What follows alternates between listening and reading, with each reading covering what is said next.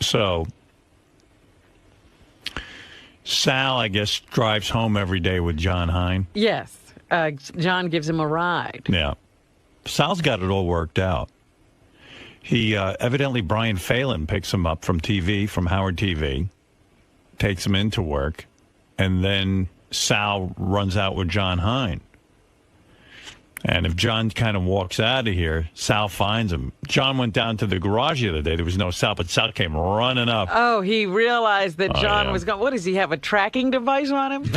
So downstairs in the garage, I didn't know this, but there's a bathroom down there. You know, if I guess for the workers, you know, the guys who park cars. And you know those bathrooms are not the greatest. No. It's just one little room, and it's a toilet and a sink. It's kind of like prison. It's like a closet. Yeah. So it's not the kind of bathroom you only use it when you're in an emergency. Right. So I guess Sal came running down, and he said he asked the guy if he could use the bathroom, and Sal did.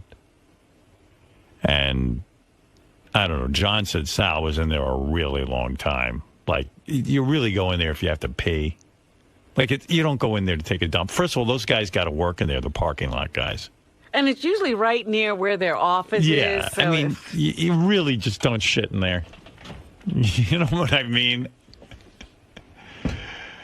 So, I guess Sal was in there way too long, and I now know that the parking lot guy's never going to let Sal use that bathroom again, because he did take a shit down there.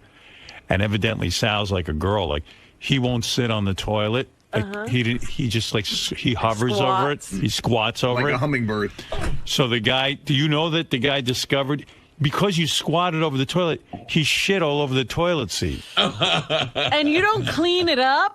Somebody lets you use their facility, and that's what you do? I'd be mortified if people knew I shit all over his seat. And by the way, now he's everyone's number one suspect. In the Absolutely. turd on the floor. I hate to break it to you. Yeah. I never took a shit in there.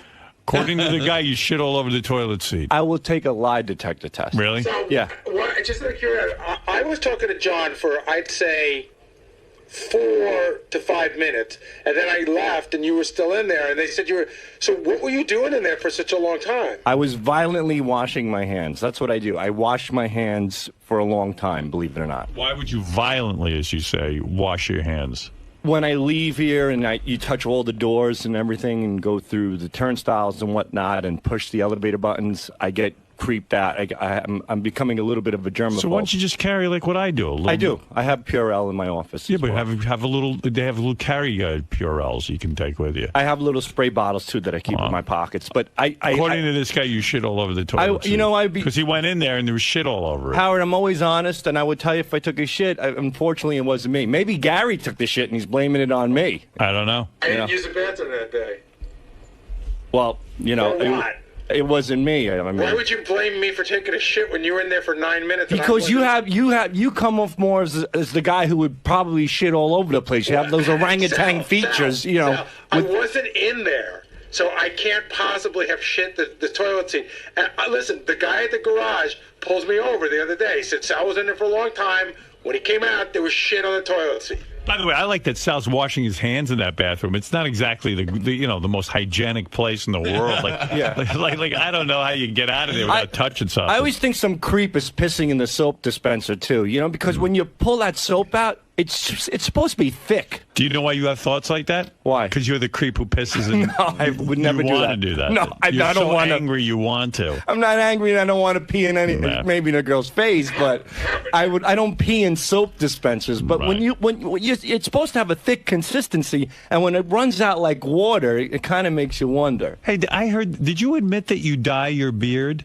No, well, I walked into his room the other day and I said to him on the air, Sal, your beard is awfully dark. Are you dyeing your beard? And he swore to me. He said, I swear, Howard, I'm not dyeing my beard. And I went, okay, fine. And I'm not. But I applied a hair powder to it. It's you spray it on a brush, like a hairbrush, and then you could put it onto your beard a little bit. So you colored your beard? A little bit, just a little bit of the grays, but it wasn't dyed. I knew that. Man. That's coloring your beard. You know what? I'm pretty good at this stuff. I'm pretty observant. I mean, I walked in, he was just like, it was like pitch black beard. It was like a color like I've never seen hair that black. His beard is darker than his head hair. It looked like I rubbed a piece of charcoal on my face. So why did you tell me you didn't do it? Because I didn't want you to make fun of me for a half hour. But now it's even worse. I mean, you lied. Well, I didn't lie. Doug asked me off the air, and I said, I put a little bit of hair powder. I knew it. I thought I was going nuts. I said, the guy's beard looks different. Hair powder. Hair powder.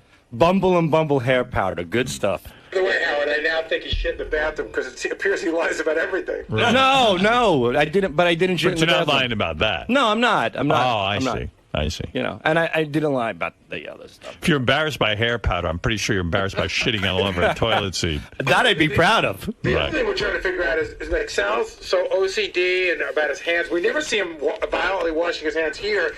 And I would say 70 to 80% of the day, his right hand is picking his ass crack during the. You ever see that, Howard? No, I don't watch it. Gary, why are your eyes there? What are you, homo? He's got a weird thing. It's like I don't know if you call it an affectation or a weird thing, but he takes his right hand and he sticks it down the back of his pants. Like even when you're talking to him, I don't know why it's there, but you do that, right, Sal? Sometimes I go like this. I just rest it on the back of my pants like that. No, Big it deal. goes inside the pants, and you know it, Sal. He'd probably like smelling your finger after it hits your ass crack. Who doesn't? So you put it inside your pants, and I don't know why you do it. You go inside the pants? Yes, he does. Come on, Sal, be honest. I use it as a smelling salt, Gary. After your breath, I need something to wake me up. That's why I do it. Come on. Funny, but I don't stick my finger up my ass. That's crazy. What am I, retarded? I don't finger my ass. I didn't say you did that. I'm saying that you stick your hand down the back of your pants. I'm not saying you shove it up your ass. I rest my hand in the back of my pants like this. It's just one of those stupid things. It's in your pants. Very good, retardo. It's in right, but it's just resting on the side. It's not up my ass, Gary. Now he's putting it between his pants and his underwear, but that's not how it works. I don't know. Just leave me alone. Leave me alone. I didn't ask for this. You did a good job on the pizza phone call with the auto tune. We had a lot of fun with that. Thank you. What is it, Rombo? Here's Ronnie, the limo driver. Okay. Yeah, Ron. The voice of America. No, Gary is right. Yeah. He walks down the hall, and he's got his hand in his asshole. And how many times have I called... My hand's on you? How many times have I called you out on that? My hand's over here. Dude, no. Your hand is over here. Right by your ass crack. And you wear no underwear. Where is it? Yeah, he doesn't wear any underwear either. Where is it exactly, Ronnie? He walks. He walks down the hall and his hand is in his ass. His hand is in his ass. And he doesn't wear underwear. He has no underwear on. Show me where. He doesn't wear underwear. Ronnie, show me where. Look at him. Sal, put your asshole back in. All right, Ronnie, get out. Jesus Christ. Did it smell? I farted. Stinks. I spread my ass cheeks apart and farted in Ronnie's face. No, seriously. How many times have I called you out on that? I say, Sal, why do you have your hand in your ass? How many times? Gary, what Seriously. do you want to say? He comes in. This is where I see it. He comes into the office when Will's working the phone. Sometimes he's got an idea to put up a note or something. So I see him right in front of him. He's got his hand. It's in the pants, under the underwear, and the whole hand is in. You could see like above the second set of knuckles. Right. So it's down. And I'm not saying he's shoving his finger in his ass, but I'm saying that he's definitely hovering around his ass crack. Yeah. So it's a nervous habit. But so if you're so worried about that, you shouldn't have to worry about washing your hands. But that's the weird thing with OCD. It makes no sense. It's like, you're afraid of germs, and yet his ass germs are fine. Because I know my ass is clean, so I'm confident with that. Why don't you wear underwear? What's up with that? Wear underwear. No, you don't. Underwear on. I saw it. Right here.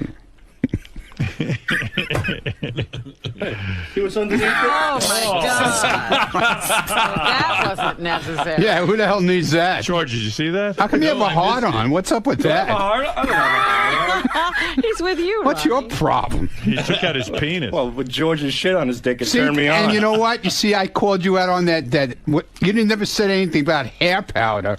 Yeah, you called me out. I called you out on that also a long time ago. I knew he was using something. Hey, this guy dunks his face in a fucking paint bucket. So what? But I admit it at least. At least I admit it, dude. I did admit it. I admitted No, it. you off. didn't. It wasn't dye. It was hair powder. That's Okay, all it but you was. said you didn't do anything. This hair powder is good, by the way. George, you should try it. It's really good. Did you? All right, Did you have? So I was one of those weird guys that because he uses high-end products, he calls it by different names.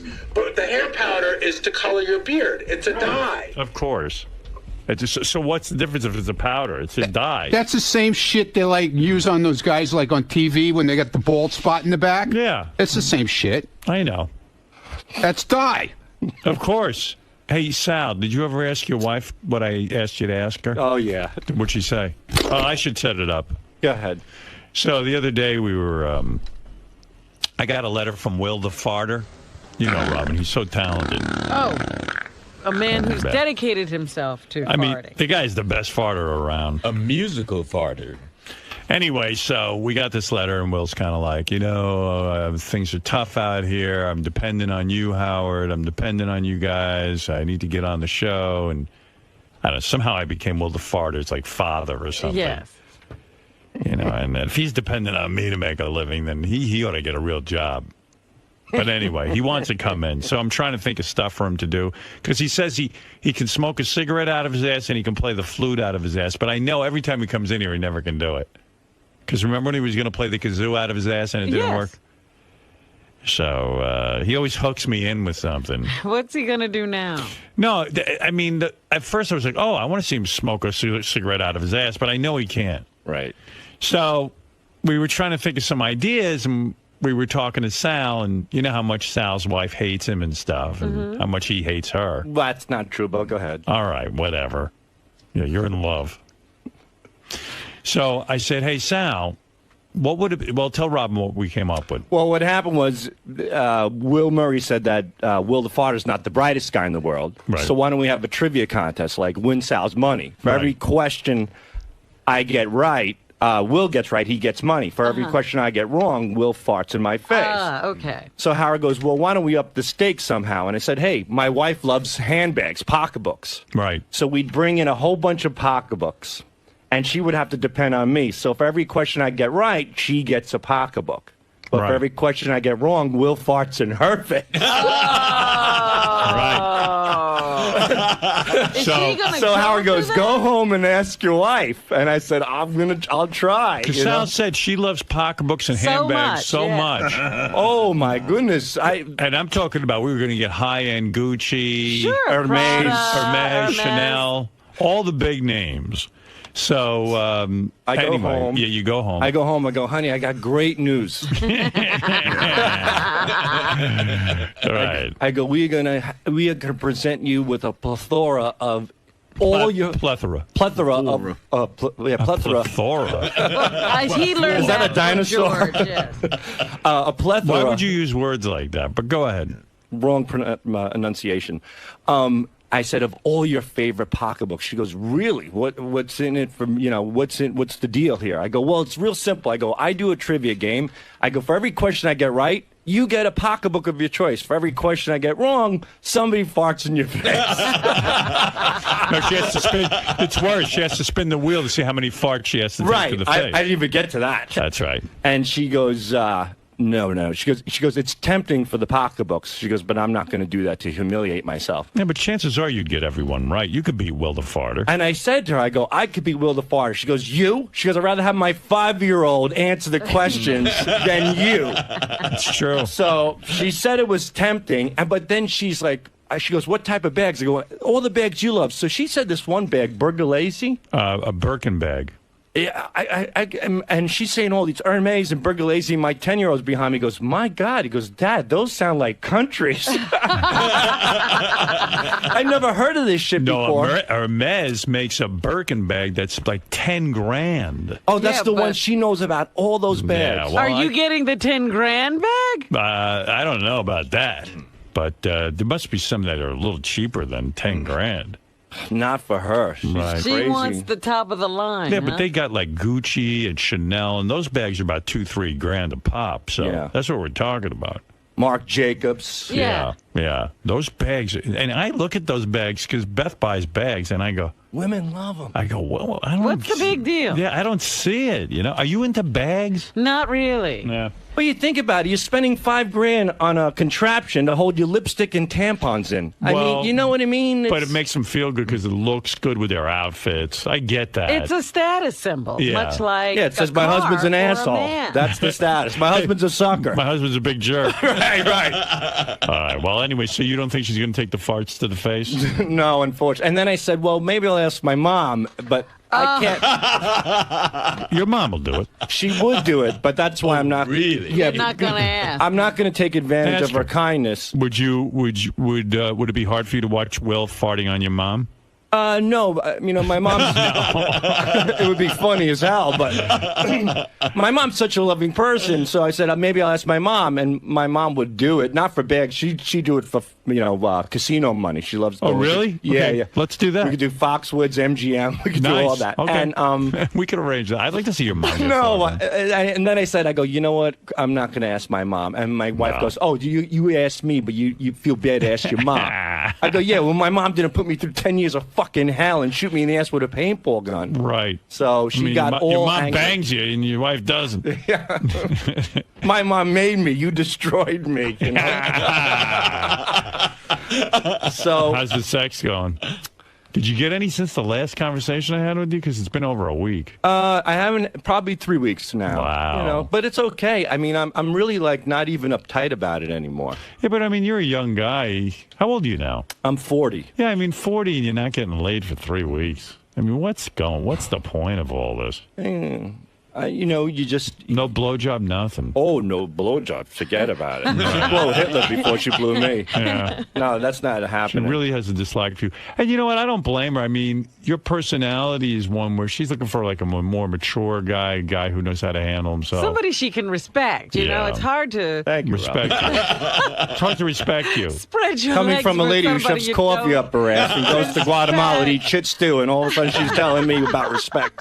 No, it's just, you know what I mean. But I tell get you, it. I respect you. Your wife doesn't. You don't respect me. You told Will you don't respect You know me. what it is, Sal? It's like you're just Did not. Will blab that? Yes, he did. See, you admitted it.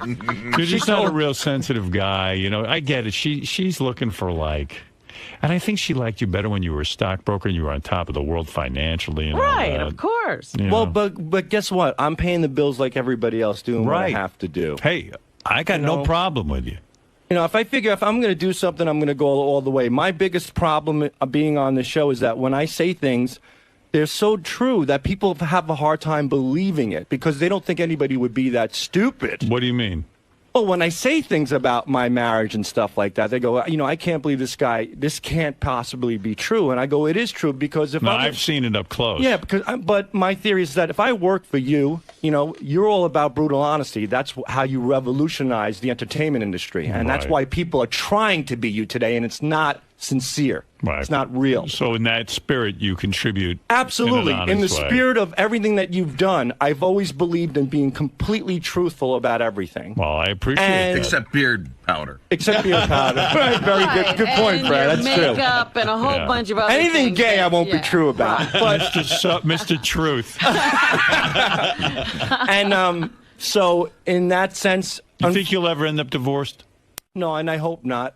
you know. Really? Yeah, I really do. You hope not. No, I hope not. I hope You I- want to continue in this horrible Charade. marriage. It's not horrible. Why like, are you depicting? He's 3 living weeks, it. his wife hasn't He's banged living him. it. It's not horrible to The guy him. loves sex. He's constantly beaten off. Doesn't every guy love sex? He likes when Richard touches his penis. He's so desperate for anyone to touch that Why thing. he's shoving his hand down his pants? Do you think he's wrong side, completely though, Fred. faithful? Sal, no. do I think I could be faithful? No, No, I don't think you are. What do you mean faithful? What do you mean? I mean, I think that you gotta ask. I bet you've been with women Oh, other that's than crazy. your wife. Let's get back to talking about the truth. That's ridiculous. I'll tell you why. Because no man at 40 years old is going to put up with that. That's your license to go out and get some sex. And plus, your wife was fucking around too with another guy. 143 and all that. Yeah, that was pretty heavy stuff. But I'm also a man who loves his children dearly and believes in trying to keep my family together. All right. Very So, good. You're like the Ellen of this relationship. Yeah, you're like Elin Woods. Oh no! I believe me, if I could pick up a golf club and beat the shit out of her, I would. So I'm not like Elin. I see. But all right, it's all right. But if you want, I'll try again. Talk to my wife. I'm not really crazy about my mom coming in to get fired on. All righty. What is it, Lee? You're on the air. Let's take a couple of phone calls on a Thursday. Lee, go ahead in Paramus, New Jersey. Hi, Howard. Hi. I've been listening. Excuse me, I'm sorry. I just woke Say up. that. Do this. I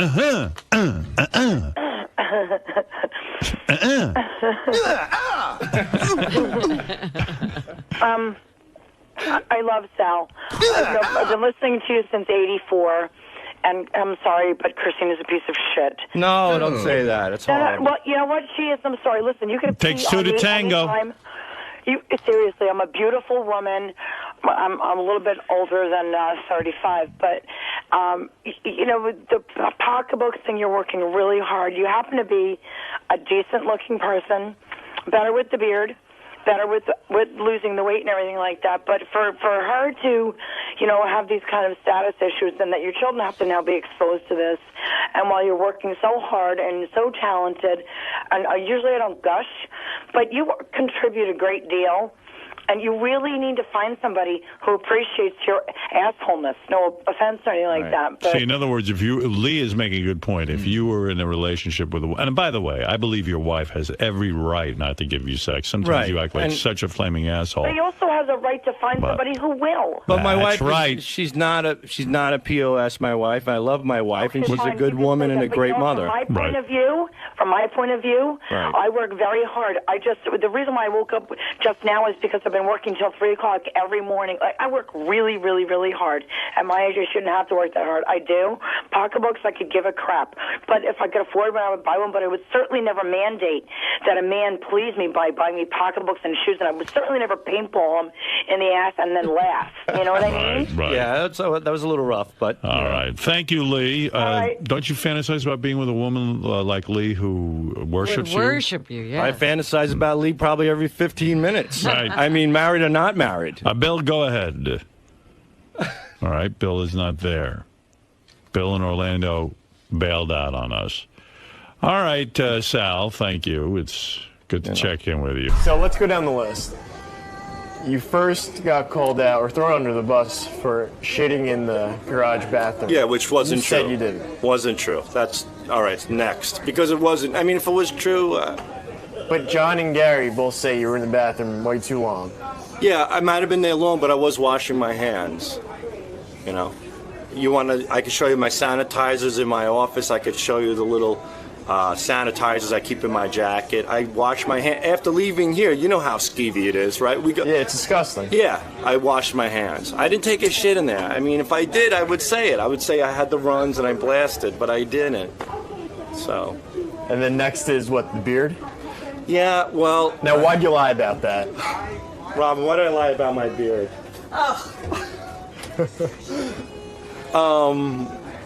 Why'd I lie about my beard? Well, because I don't want Howard to make fun of me for a long time. You know, it's embarrassing. You know, I'm being honest. It's being embarrassing. It's embarrassing. So. Why'd the change of heart?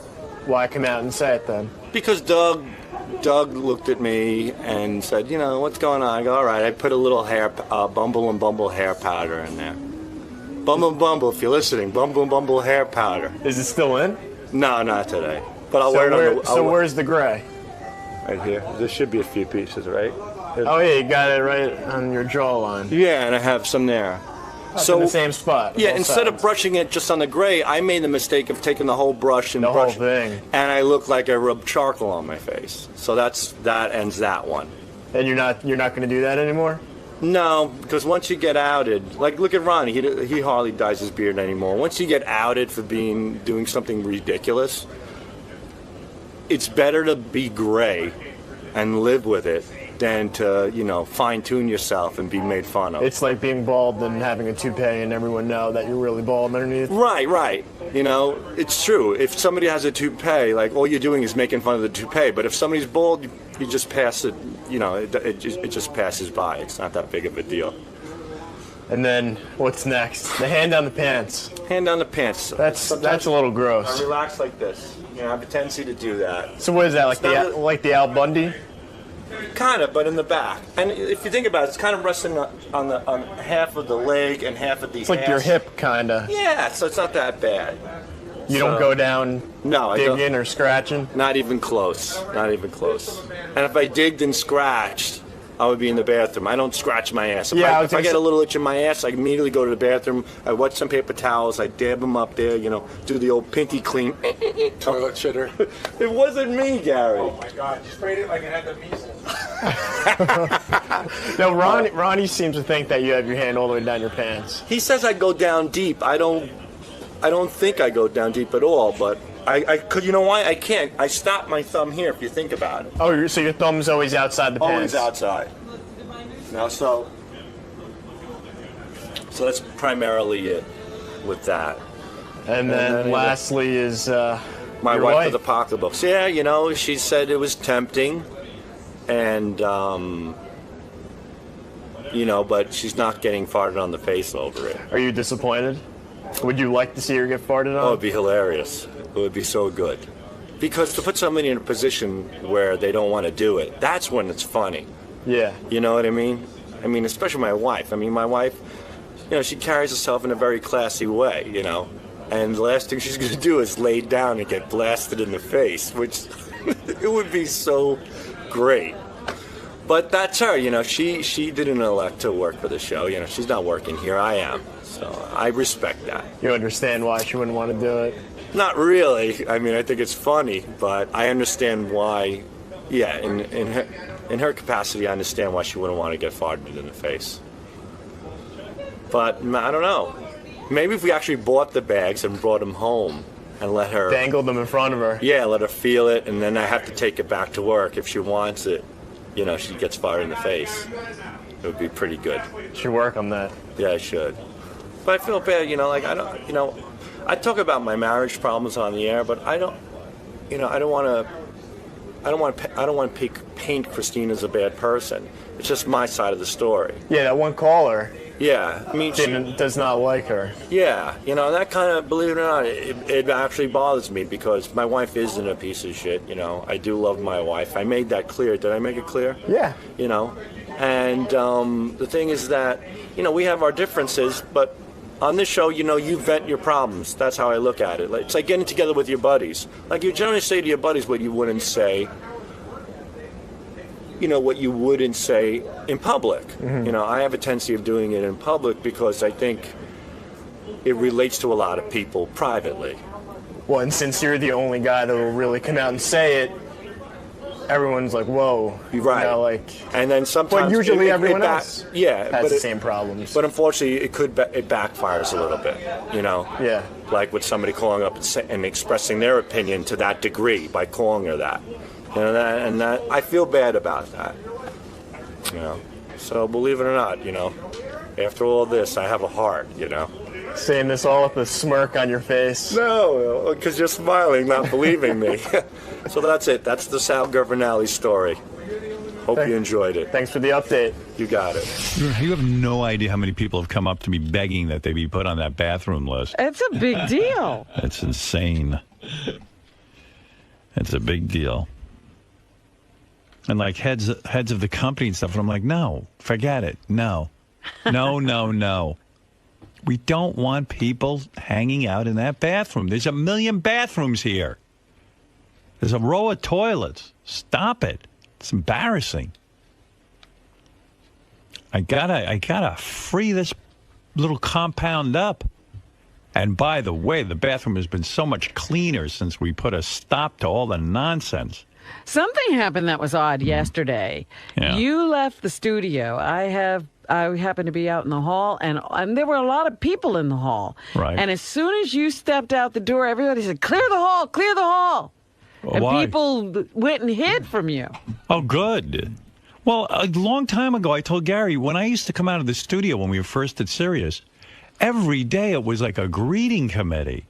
Like it was a personal appearance after you got done with the show. Now, I'm at my lowest, worst personality when I get done with this show. I've got a massive headache every day from these fucking headphones. I really should switch to those earpieces like they wear on stage. Like Imus? I don't know what Imus wears, but there was a guy here who had these black earpieces you stick in your ear.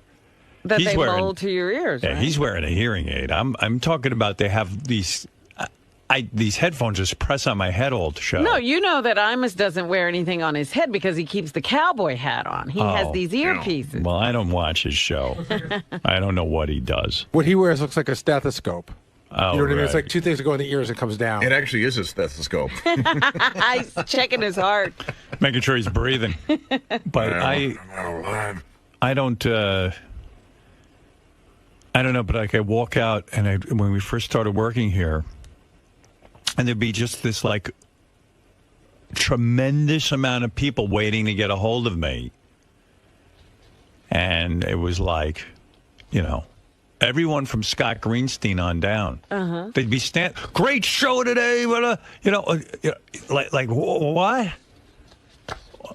I don't need a review, man. Like a reception. The person I always remember that was always waiting to talk to you about something was Penny Crone. Yeah, Penny Crone was out there. And it was like, I just did 5 hours on the air. Can you guys back off? I'm beat.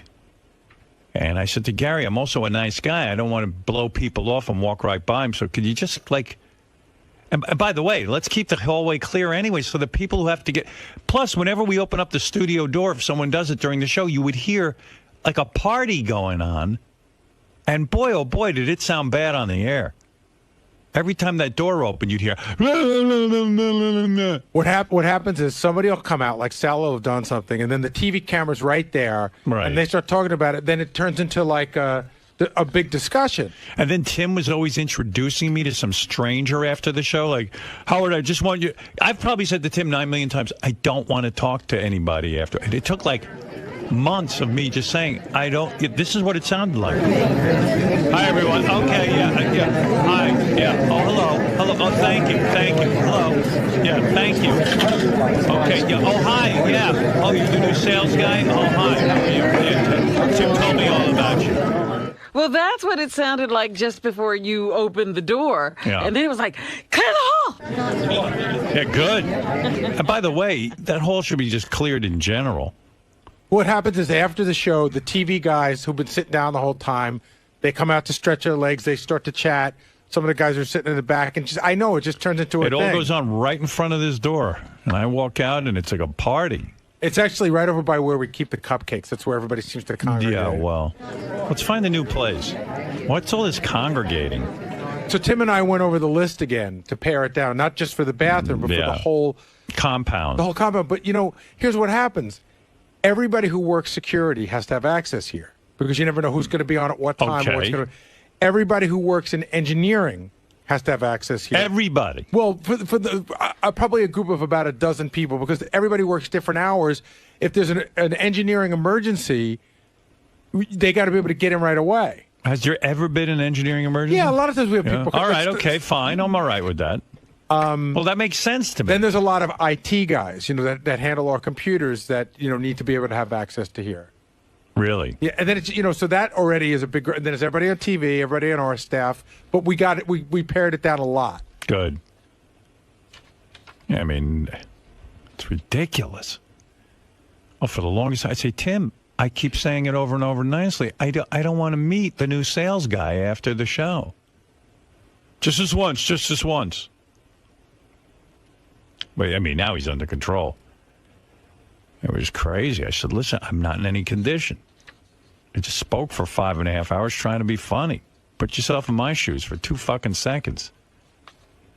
I know everyone's excited. The big boss is coming out and, I don't know. You're getting a little Prince-like. Yeah. Oh, not a little. A lot. I'm just trying to make this as comfortable for myself as possible so I get through the next 8 months very comfortably. And then I'm out of here. Then I'm gone.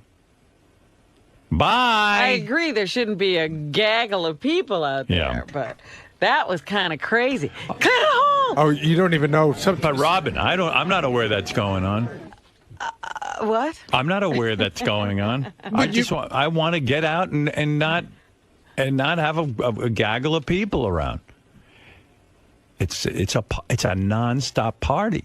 And I'm a nice guy, you know, like people come up and start talking to me. I'm not going to, there were times like 10, 15 minutes after the show of greetings, of various business proposals. And I'd say I'm in no condition to make a decision. I'll say yes to anything right now. Do you mind recording a commercial? Okay, fine. Can you get me back to my office at some point so I can close my eyes? Well, you have no idea what goes on. On the rare instances that somebody needs to be in the green room, which is very rare, but say when Artie was working on his book, if there was a writer that was meeting him after the show, not only would I shut the green room door, sometimes they put an intern out in front of it to make sure they don't pop their head out. Yeah. To me, when somebody's here and they're in the green room, I just live in panic that they're going to accost you in the hallway. Just so you know. I mean, I'm exhausted. I mean, not only are we doing a show, but I have to listen to Gary blabber during every commercial break. Have we chatted about anything today other than work? No, but I'm saying it's an intense morning. I know. Work is intense. It's just, you know what? Because there's so many less commercials. I cram it in. I know. I know. And I'm appreciative, but I feel bad. Don't feel bad. I'm saying that's my job, and I get paid well for it. It's just after the show. I want to chill. I want to chill for 2 seconds. The last break of the morning is it's hard. enough. There should be an escape hatch for Howard here. Escape hatch. Different doorway. George, believe it or not, this is not Star Trek.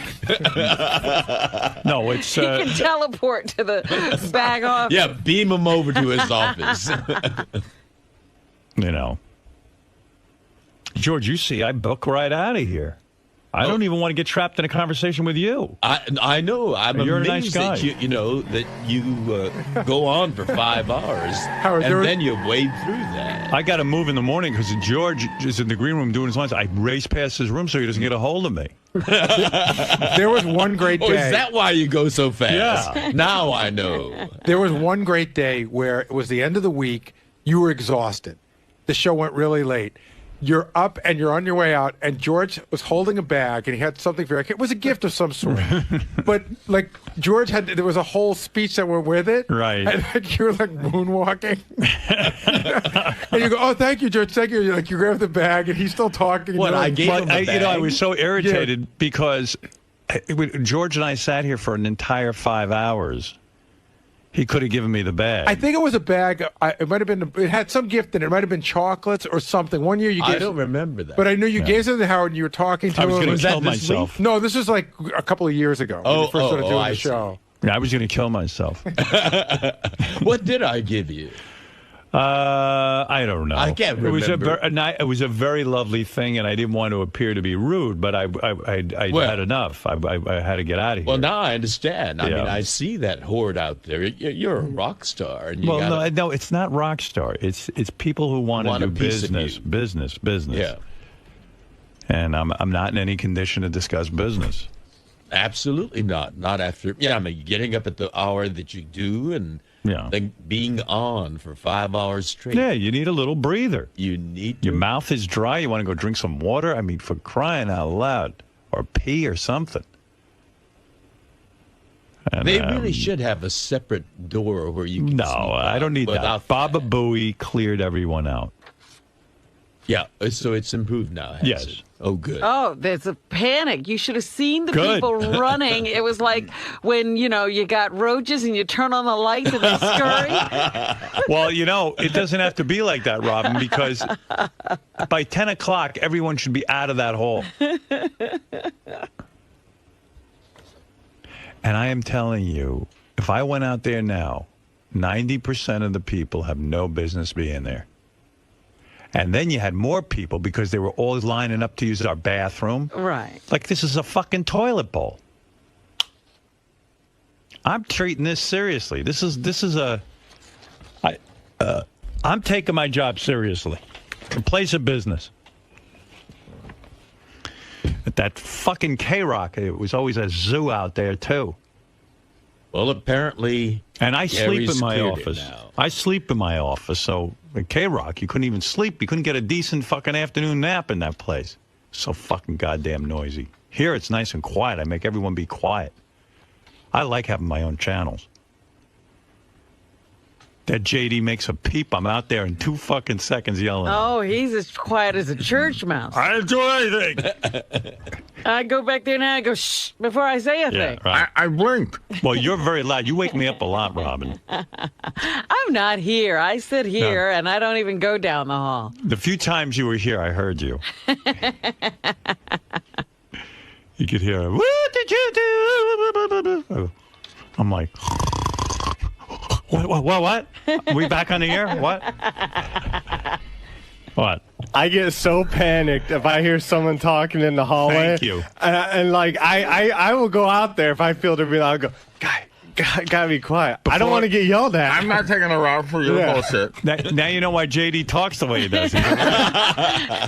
By the way, thank you for caring about me.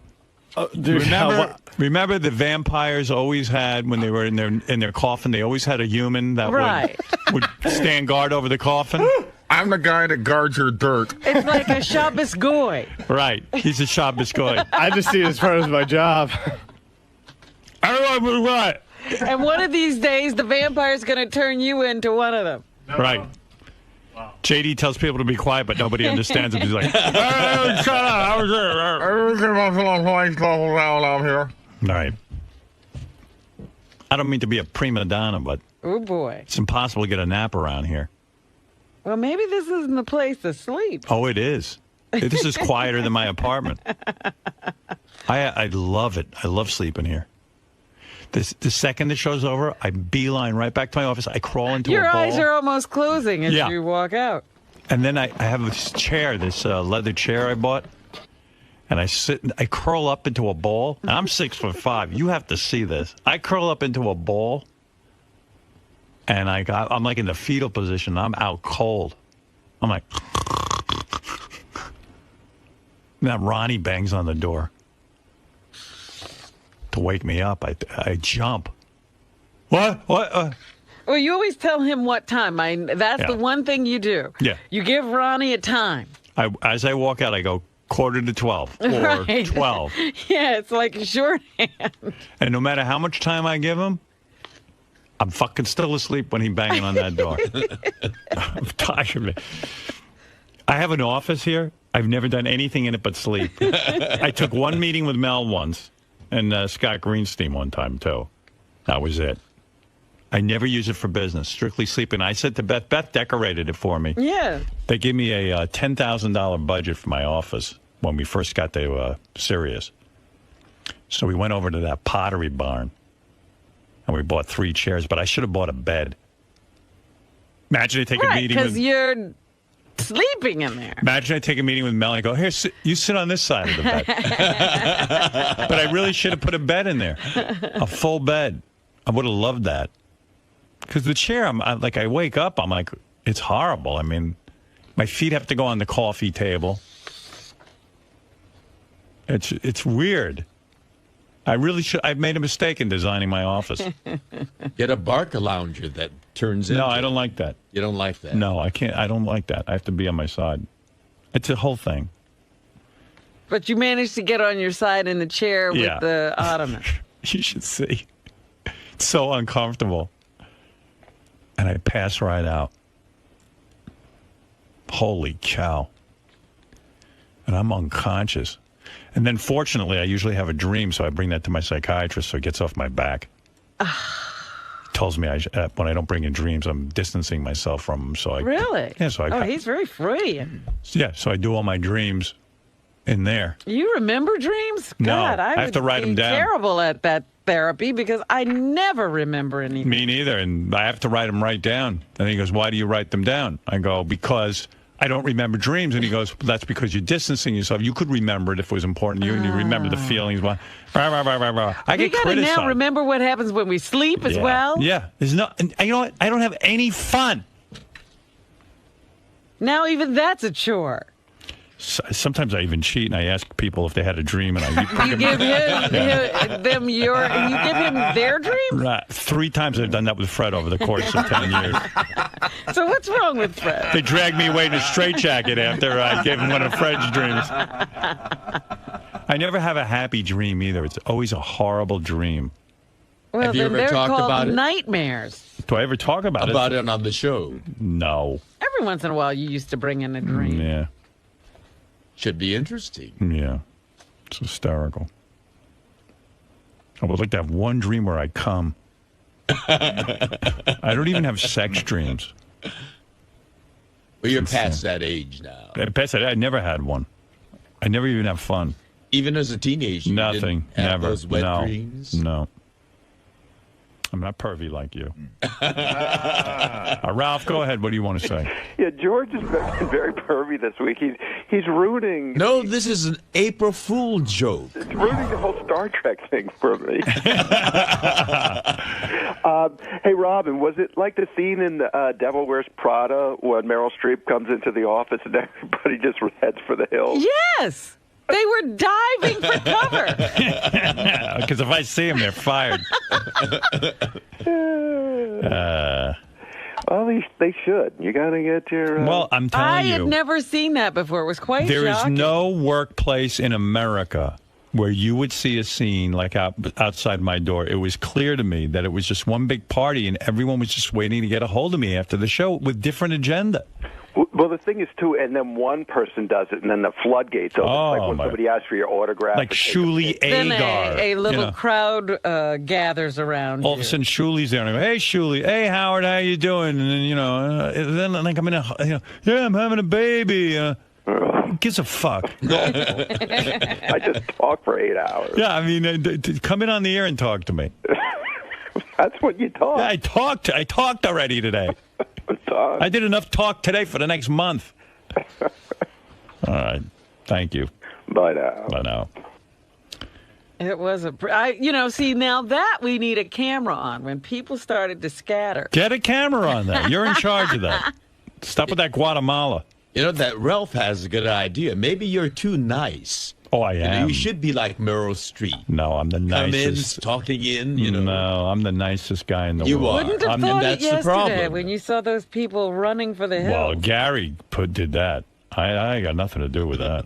Running for the People diving, stage diving. I'm telling you, they were doing interviews. Lots of stuff was going on. Everything stopped. You know, this is wonderful. You've been together with your people for decades. I can't get rid of them. I mean, Robin, 30 years. Yeah. I think it's wonderful. Well, of course it's wonderful. I'm loyal. Not like Shatner. You sure are. Yeah. You sure are very different from him. They're loyal to me. I'm loyal to them. Well, the other thing about We've Star been Trek, through hell he's and- the only one that, is that way. The others are very good friends. We've been through hell and back together. You have no idea what we've been through. I can't imagine. Yeah, the ups and downs. It's not I need the people out of the hole now. It's because of all the shit we've been through. I'm exhausted. I needed people to clear the halls when we were back in Washington. Yeah, they never cleared the halls then. Back Boy, then they grab you.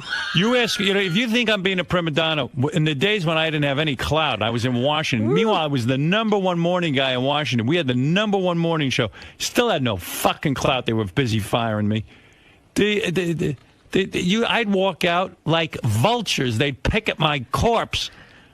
This general manager, Goffler Barr, and then the program director, she had to get a hold of me. The sales department got a hold of me. And I was woozy. I mean, it was enough.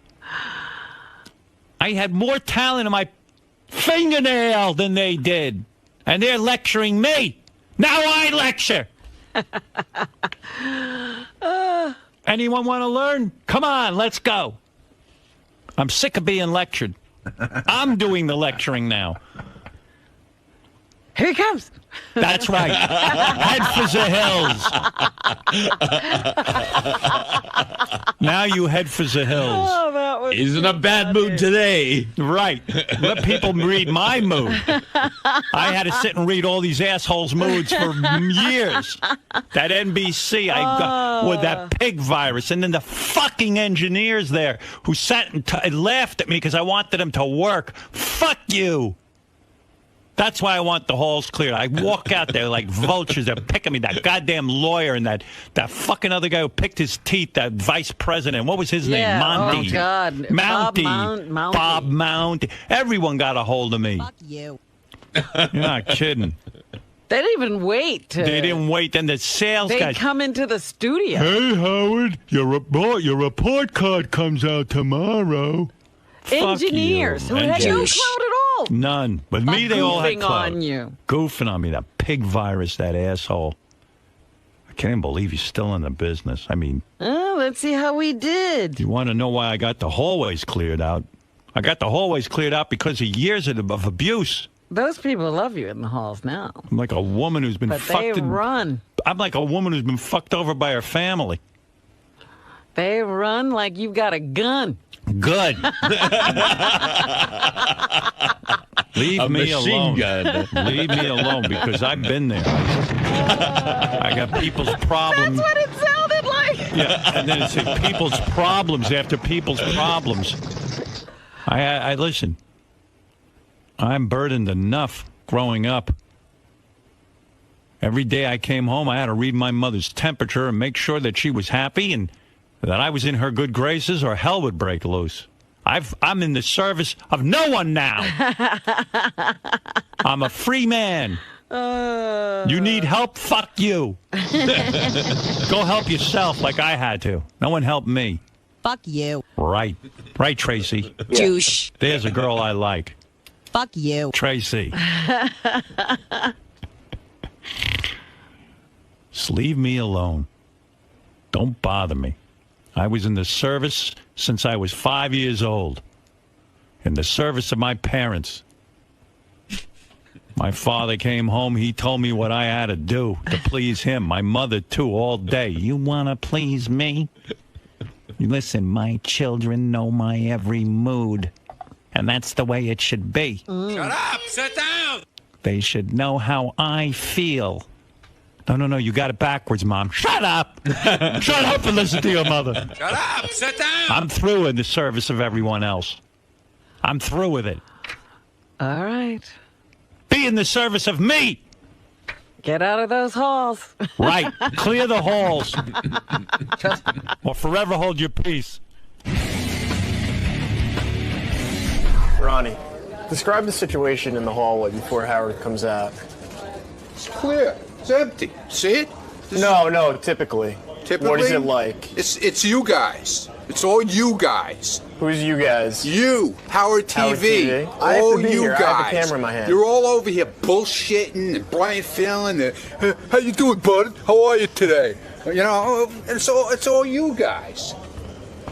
It's all Howard TV's Jerking fault? yourselves off in here, man. Really, no one else. You're bored.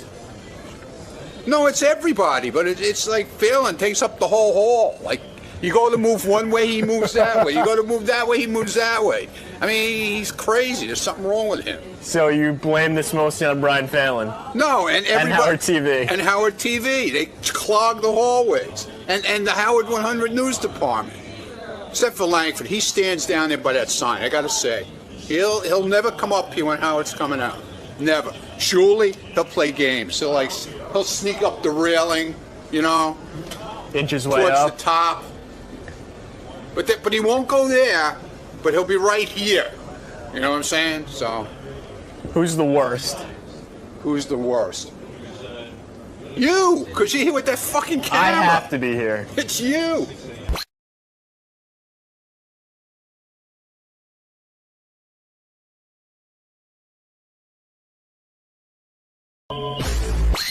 Good morning. How you doing today? Nervous. Nervous. So why are you nervous? For years, it's a long story, but for years I've listened to Stern. I want to thank him. I created a website called thankhoward.com. Years and years ago, 17 years ago, I was engaged to a girl and she passed away. Now, plenty of other problems, you know, the roller coaster of life, and, you know, he's been the one to help me, because when there's when there was no other reason to laugh in the morning, he gave me a reason to laugh. And laughter is probably the best medicine, and he saved my life. Literally. So, and you haven't seen him? You've never met Howard? Or? No, I've called on the phone.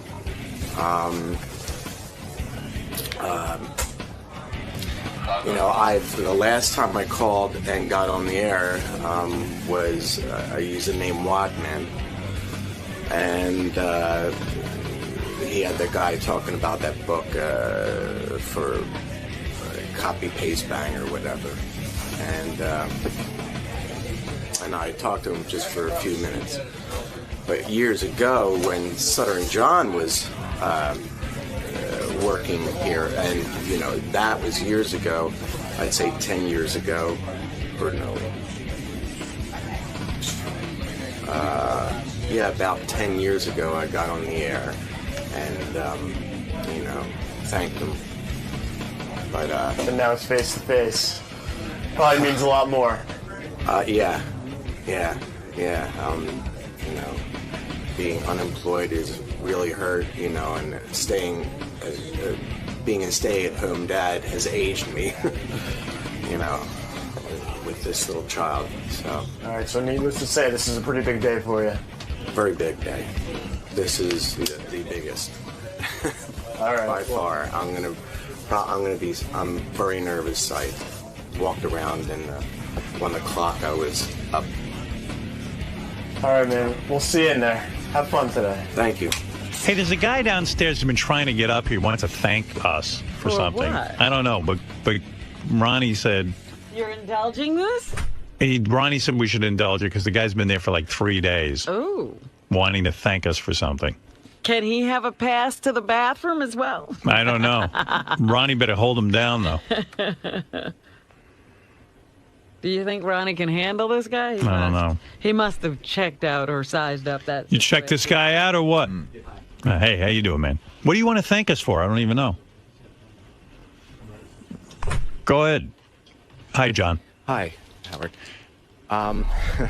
What's going on here? I have a website called thankhoward.com. Now, I already like that. And Yeah. I'm very, very, very, very nervous. I've listened to you for... Did you pat this guy down, Ronnie? Okay, good. All right. Should be handcuffed. All right, good. You're making me nervous. Searched him. Maybe you're nervous, but I'm more nervous. All right. We don't have much time, so I want to... Yeah. So years ago, I was engaged to a girl I loved, and she passed away. Now, I've listened to you before then, and you... Like, the morning is the most important part of the day. Sets you on your ways. And you've always made me laugh. Laughter is the best medicine. And you've really saved my life because I really had no reason to laugh in the morning.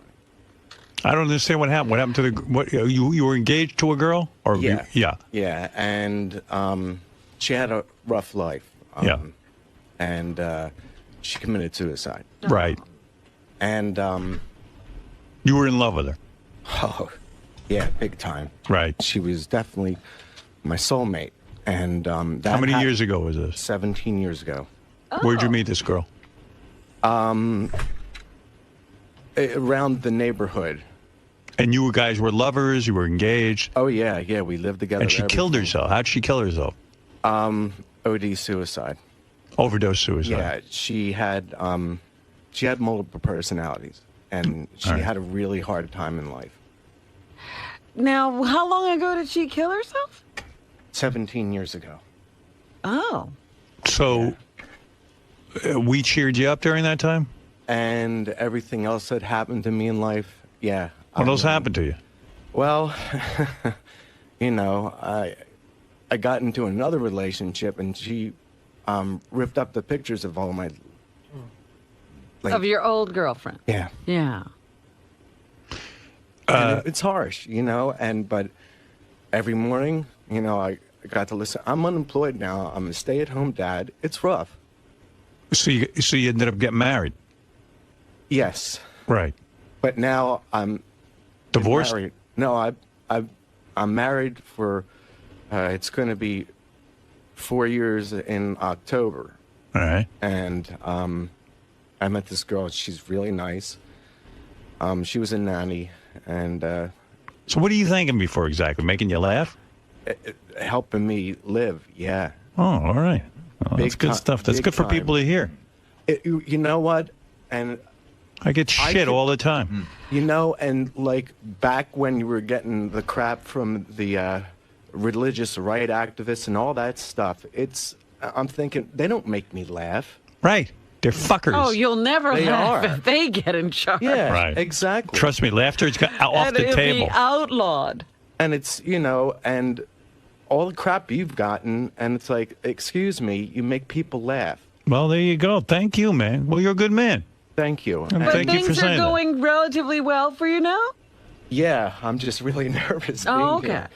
Definitely. I mean, y'all look wonderful. And Ronnie said you were going to cry when you came in here, but Well, you're really I not. think Yeah, the guy's His eyes are fucking me, watering. man. I'm gonna throw him the hell Ronnie out of goes, here. you got to get this guy in here. He's crying like a baby. out Dude, the there. guy was crying cried his for eyes out Ronnie. down in the lobby. Ronnie, you know, he's a nice guy, Maybe, but maybe. What the we hell's should let wrong with Ronnie you? talk to You fucked me, man. You told me you were gonna cry up here.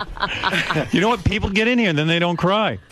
Because someone no, I told me was you've been just crying for 3 days. He's been crying in the lobby. Everybody's seen him. He comes up here now. He's laughing. Yeah. well, Party's over, pal. Let's go. All right. But anyway, thank you for saying the nice things. and I would just like your permission on that website is to, like I'll leave my email address because I want everybody like in the studio to write down their thanks to you. I even want celebrities. I'm going to start interviewing celebrities. All right. Listen, Ronnie, this guy ain't crying. I know. I am.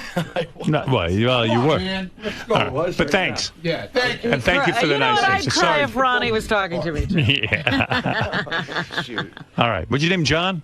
Yeah. All right, Johnny. Thanks. All right. Good luck with everything, and we'll go to thankhoward.com. All right. Got it. Thank you. Yeah, take the headphones off. All right. Thanks, John. Ronnie, What? why are you so pissed, Guy man? bullshitted me. How so? You don't see this? You don't see this? Fucking bullshitted me. Mike. No, I did not. So, John, so have you really been crying for the past couple of days? Yeah. In front of Ronnie? Well, yeah, when I was downstairs on Thursday. Bullshit on it, Sal. What do we do to bullshit on Oh, it? no. No, guys. And how come you weren't so upset when you were in the studio? Because You were more nervous? I was much more nervous. I'm still shaking, but I can't believe that I was in there. Fuck me. And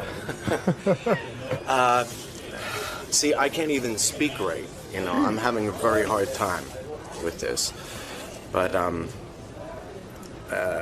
it's amazing, and I'm glad I thanked Howard in person, though. Ronnie says to me, I said, Ronnie, we're running late. He goes, listen to me. I never tell you what to do. There's a guy down there, 3 days. Sure thing. He guy's sobbing, hysterically crying. He goes, this guy's a home run. I go, but you know what? We're having a good show. Don't worry about it.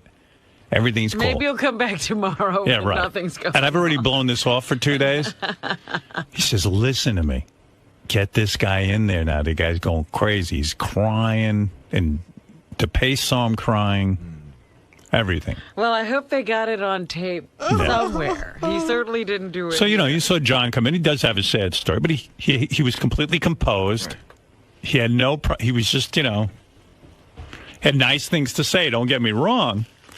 I didn't want to say anything, but when you start with, somebody died 17 years ago. Right. Listen. And you got a family now. Ronnie booked that. That was Ronnie's call. It was the wrong. I should never listen to Ronnie. I never, ever listen to Ronnie, and I did this one time. I was like, when did your... You gotta listen to me. There's a guy out there bawling. He's bawling. 50 relationships since Fucking guy's crying like a bitch He down comes there in here. Thursday. Okay, he was a little teary-eyed, but he was hardly bawling. eyes were wet, but Yeah. you couldn't tell. John, do you feel bad for getting Ronnie in trouble? I feel very Ronnie bad. knows how to book the show, I'll tell you that. Gary, how'd I get hijacked into that? You know, on Thursday, it was like 10:15, and the guy was like balling. And then he was talking to me again this morning, and I thought to myself, well, if the guy was crying on Thursday and he's crying this morning, and I was like, I can get him to cry. Man, you fucked me on that. I'm Dude, never listening I know. to you I'm again. sorry. Wow. I mean, ask Ross. Ross was on Thursday. Ross walked into the lobby down at. Ross is mad at the show because we won't let him shit in here. Yeah, but I don't care about that. He's trying to sabotage He me. walked in the lobby. We were in the main lobby downstairs. Yeah. And this guy was bawling his eyes out. And Ross came to me and goes, "What's happening with this guy?" I go, "He's trying to thank Howard." Yeah. Now he's out there, he's fucking laughing. The Yeah, asshole. great. Fucker. Douche. But, dude, you fucked me. No, I didn't fuck you. He fucked me. He fucked you. This was more boring than your auto show. Yeah, he fucked Book him on. Hey, do me a favor. Book him on your auto show. Yeah, okay, I don't have one. Good, that's why. He goes, you gotta have this guy in here. Man. Ronnie, fucked him. Where is he? Why is he there. sitting here? Get him out of here. Come on, Mike. On delay. Show him to the door, please. You're done. Thank you anyway.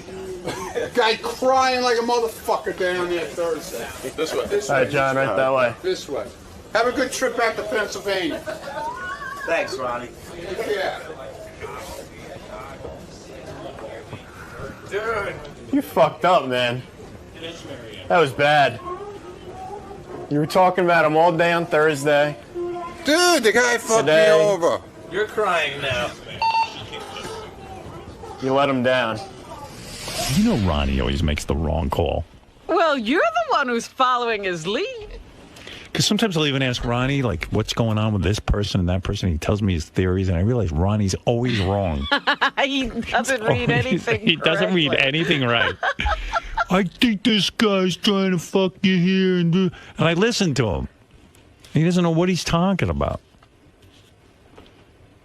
Ronnie, leave my show alone. Please. All right, so. I told him, only stand in the You hall. once. No more recommendations. Yes, Marianne from Brooklyn. Howard, you mean all I had to do was come and cry and not put a hazmat suit on at 30 below at 4 o'clock in the morning? See, now she's mad because she can't get I'm out. not mad. I still have my campaign going. What Howard means to me. Can I give the address again, Howard? Because I'm continuing. All right. What is that? I don't know. She's a bore. I don't let her. She's got up. a campaign going. I don't know. This guy has a campaign. Thank Howard. She's got a campaign. I don't know which to join. All I know is Ronnie. Ronnie thinks he's the new Gelman. You know what I mean? I'm telling you, I know how to book the show. This guy's crying. He's bawling, he goes. He's bawling. Because they came to me on Thursday, the guy was down there bawling.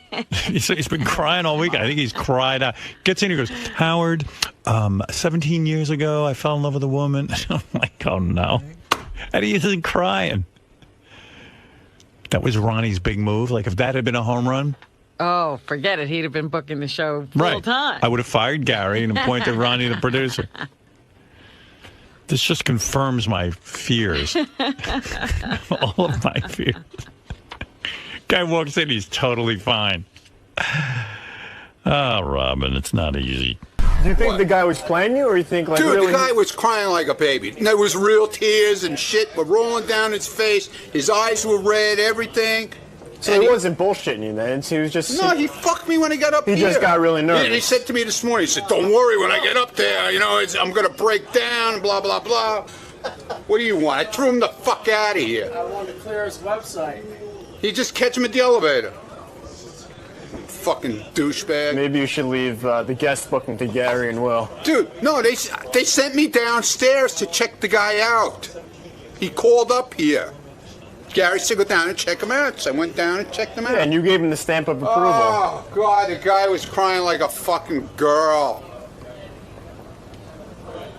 He's crying worse than your girlfriend cries when you fucking tell her you're leaving her. Come on, man.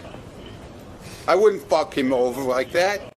Pete, last time you were on, boy, you generated a lot of email, but mostly negative. People were upset with you. I'm very used to that, Howard. Right. All right. The reason, here's a theory that I've come up with. I'm not in a great mood today, so I'm going to make this call real quick.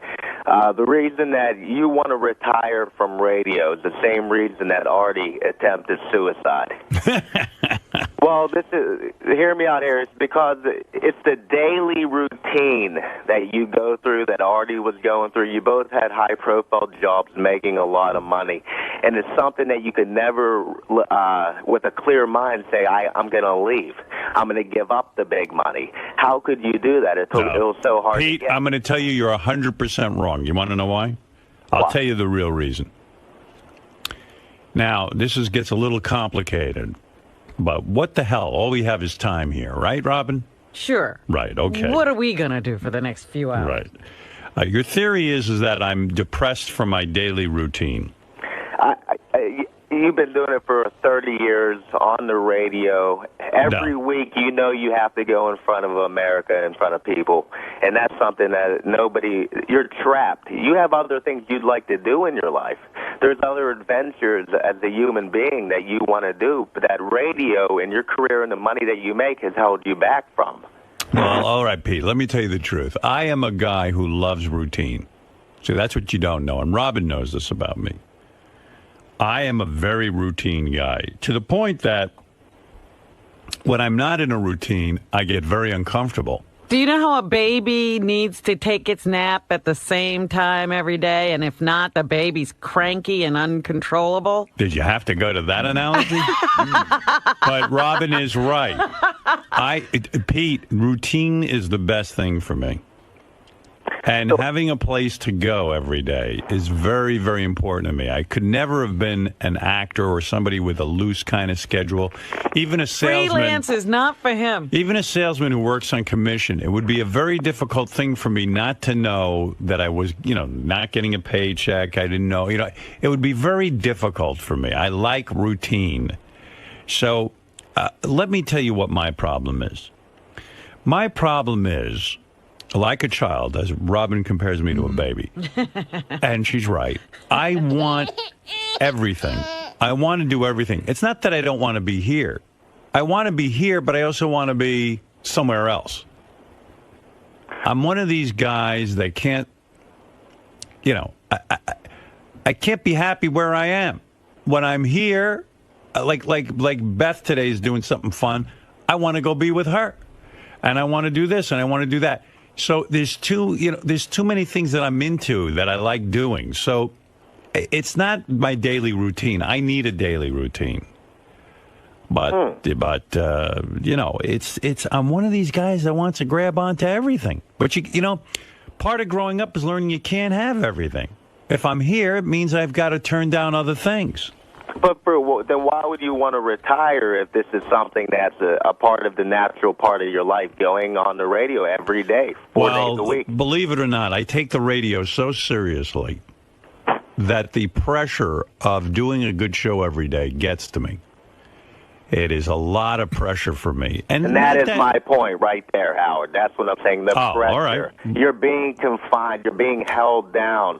This pressure. No, I don't feel held down. It's the pressure, though, to please my audience.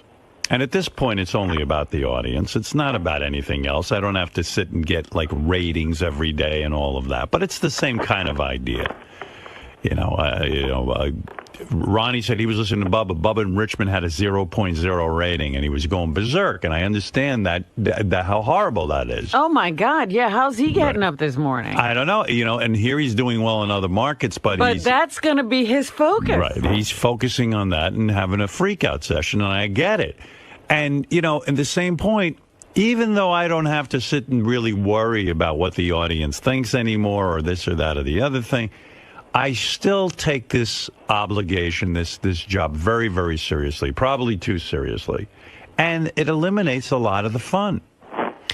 In fact, I get on the air every day like I'm a beginner, like it's the first time I'm doing it. Like, oh, my God, I got to prove to the world I'm good enough. It's not funny. It's not fun. Right. Right, Billy. Okay, well, what about Artie? Don't you feel that was the reason that it was so dramatic for him? No. I think Artie's got real deep-seated problems. I mean, you're talking about a guy who did something terrible to himself. And Artie is in a different I kind think of... the show had something to do with the suicide attempt, though. Now stop it. By the way, the suicide attempt was when we were off, and Artie was off already for a couple of weeks.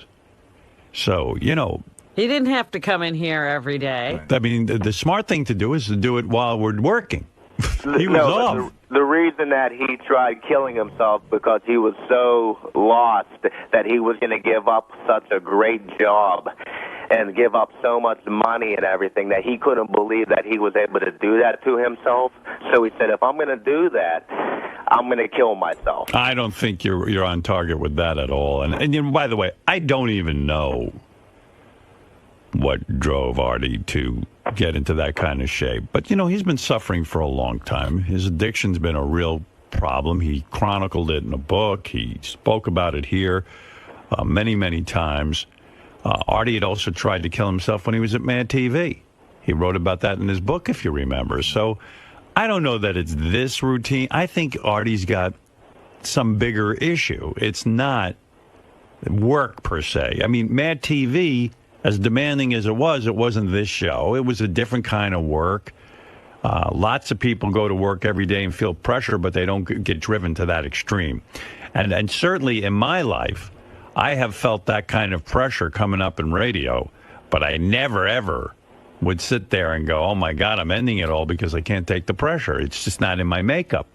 So I think you're talking about a much deeper problem for Artie. You're not talking about... So I'm off base completely. You're being too simplistic today. Yeah, I think you're on target with a couple of things with me, but not with the Artie analogy. Well, I talked to the satellite radio customer service guy, and I signed up for a lifetime subscription.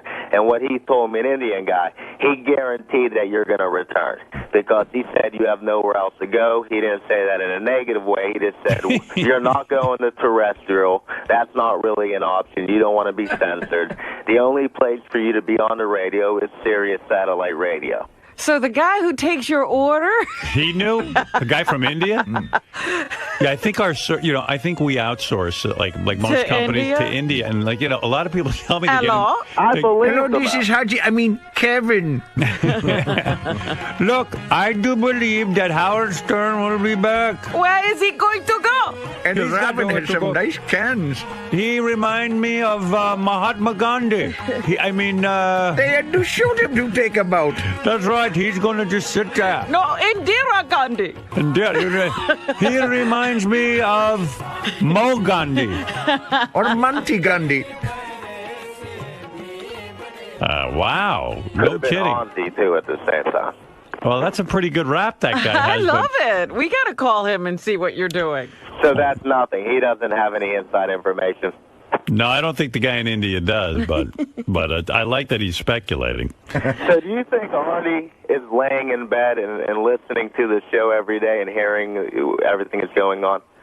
This is Mo Gandhi. Yes, I believe Artie is in bed right now listening. What else is he going to listen to? And I told you a year ago when you called up, Pete, that Howard would get married. And I was right. I told you, he's got nowhere else to go, even with the ladies. He's lucky to get this one. So, I am right. Jim Carrey and Jenny McCarthy are not going to last. 3 times I was right. Howard got married. Howard is going to stay right here.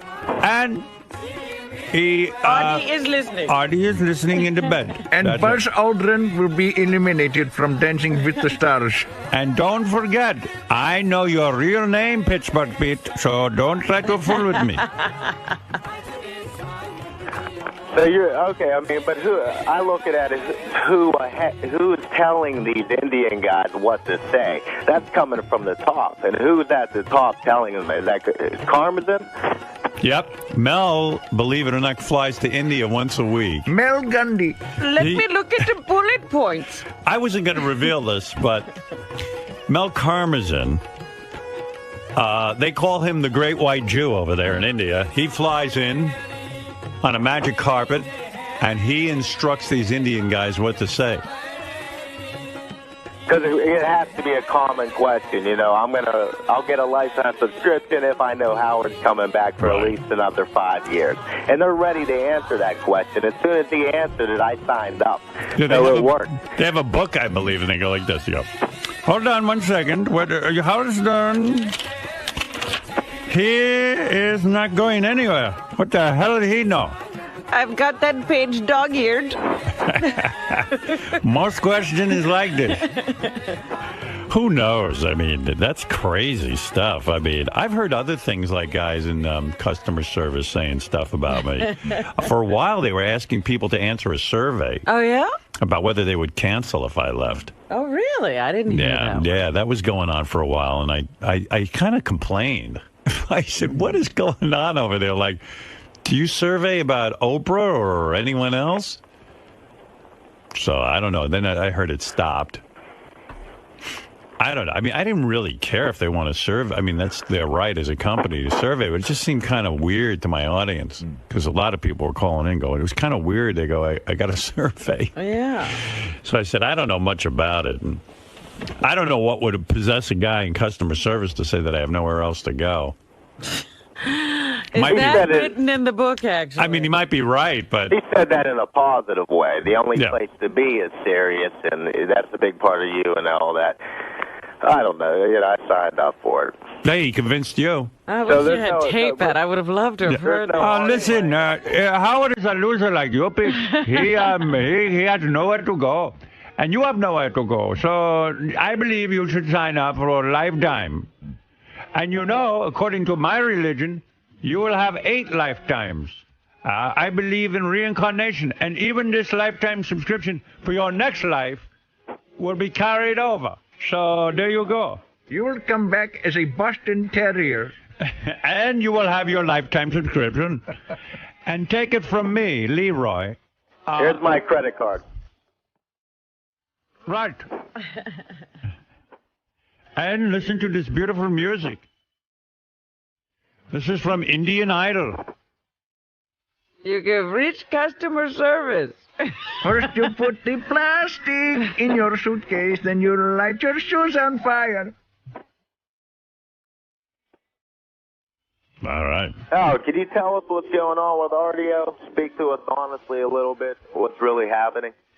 You want to know something I don't know? I told you everything I know. I spoke to Artie. What about where you're coming from? Would you take him back if he was able to come back? Listen, I love Artie.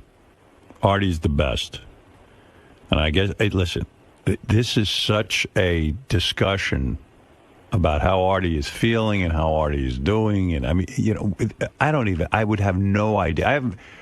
You would need a doctor to tell me what was going on with my man. Stuff that I've read, they say that people can't even see straight until maybe about 6 months, and then even a year after that. Yeah, Pete, I don't know what's going on with him, and listen, it's a private matter with the family at this point.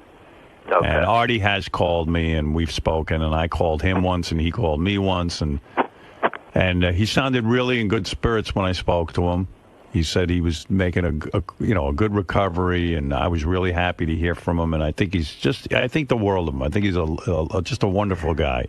He needed to get away from you.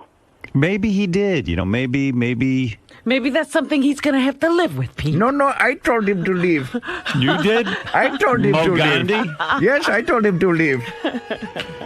You predicted. I predicted that Artie would do something nasty to himself and would have to leave. But you will stay. Yeah, because I have nowhere to go. Right. You'll stay. I like that. Howard has nowhere to go. Howard has nowhere to go. If I was you, I would bet on a lifetime. But Pete, why would you want to say Howard lifetimes? was responsible? I'm not saying Howard's responsible, but I think Artie was so warped, so overly excited that he was a part of the Howard Stern show that, and the money, oh my God, he lost his mind. He had a drug problem. We all know what happened with Artie. Yeah, but then how do you figure Mad TV, he lost his mind? So same thing. That was an achievement at the time for himself, too, to be on Mad TV. And he felt like maybe he wasn't as funny anymore. He was on the show for years, on your show. And he wanted to go out the right way, and that wasn't a suicide attempt. And if he wants to come back to comedy in 2 years from now, people are going to show up because they want to see the crazy Artie who tried killing himself. Oh, gee. It's all a marketing plan now. Long term, I see what you're saying. That's a long way to go for a marketing plan. Hey, Pete, I got to run, okay? All right, have a good day. All right, you too. He's so funny because he said that he was going to be quick today because he wasn't in a good mood. Sounded like the same mood he's always in. By the way, Buzz Aldrin was kicked off of Dancing with the Stars. All right. So That's fair. they can get back to dancing now. Man's a hero. And that's what everybody has to say. Well, he's still a hero. But he is. That's not, you know. He legally changed his name to Buzz. Oh, is that right? Yeah, I heard that. What's his on real one of the name? Newscasts. Melvin or something. Fred. I think it's like Edwin or something. Fred hates his name. Let me see what Buzz. Yeah, that was. I heard that on the wrap-up show. They were saying to Fred one day. I think Benji was questioning him. It was actually kind of interesting. He said, "Fred, you have a name. Your name is legally Eric now. What do you tell you? What? It's Edwin. Buzz. Oh, Buzz. Yeah. Edwin's a horrible name. I'd want to be Buzz. I'd legally change my name too. But, you know, Fred hates the name, so he changed his name to Eric. And so Benji said to him, hey, Fred, you know, does your daughter know about Eric? And does she call you? Does she know that you're Eric or Fred? Or What does she think? Yeah, your I name don't know. is. But Fred was like answering kind of in a belligerent way, and Benji got scared and backed. I never heard Benji back off before, but he did. Like, he couldn't get a real straight answer out of it. Because Fred was like, you know what, Benji? You want to know? Why don't you ask my daughter? I don't think I said that. No, but, you know, it was like one of those weird kind of... No. Well, Benji always asks with that weird look on his face, and he's just trying to be controversial. But Benji has a weird look on his face. But he always does that. He can't It's help like, it. Every time I've gone on the wrap-up show, he's always said something, and it wasn't even just that, where you'll be having a conversation, and in the middle of it, there's like this roadblock that goes up. And it's Benji's words. It's like it just goes up, boom. So wherever you're going, this is where I want it to stop. You must stop. You must pay attention to me. You must look at me. Yeah, Gary. GP2 in red is the actual clip. It was John and I agreed after the show that for whatever reason it was very uncomfortable. Well, I was uncomfortable. I could tell. I know, but I don't know why. What is the big deal? Here it is. Hey, what does your kid know your name as? Dad. But I mean, like, are you at home? Like, if she said, you know, Daddy, what's your name? She calls me Fred. Okay. It's Daddy. Me. But have you told her both names? She's aware of my names, yes. But she calls me Fred. She calls me Daddy. But did you sit her down and say, like, I'm going Daddy into has... this. No, I don't want to go down this road, Benji. I just don't. We've already answered the questions. I know. It's like, dude. I don't get it. I really don't. I mean, it's just like, you know, like it's you know. Did you ever sit down and say, "Hey, Daddy has two names"? Benji, she's 7 years old. So she's too young to go over that. She's too young to go. So what age will you tell her that Daddy has two names? I've already told her. That's a funny question. I'm legally changing my name to Dirty Sanchez. I wish, like in my radio career, if I had given myself a fake name, it should have been Dirty Sanchez. You know how big my career would have been? Not any bigger than it is now. Really? Hi, this is the Dirty Sanchez show. But In fact, you might not have gone anywhere. But you wouldn't have to even do anything. Just have the name. It's cool. Such a great name. Hi, I'm Dirty Sanchez. Yeah, Dirty Sanchez is a guy who spins records. Yeah, but that would have been cool. Like when I was at WRNW. Like, you know, Meg was such a big star, and Joe, this guy Joe from Chicago was on there, and I would have been Dirty Sanchez. Hello, I'm Dirty Sanchez. I'm here to play a new record by the Ramones. Dirty Sanchez, that's a good name. I bet you there'll be a radio guy in the future named Dirty Sanchez. I don't think there'll be radio in the future. I mean, you think that's ending, huh? Could be. But I understand Benji's question because, like, my dad, I'm not sure what my dad has two names, and I'm not sure what they are. Really? Well, there's Ben. He's another name. Is he William?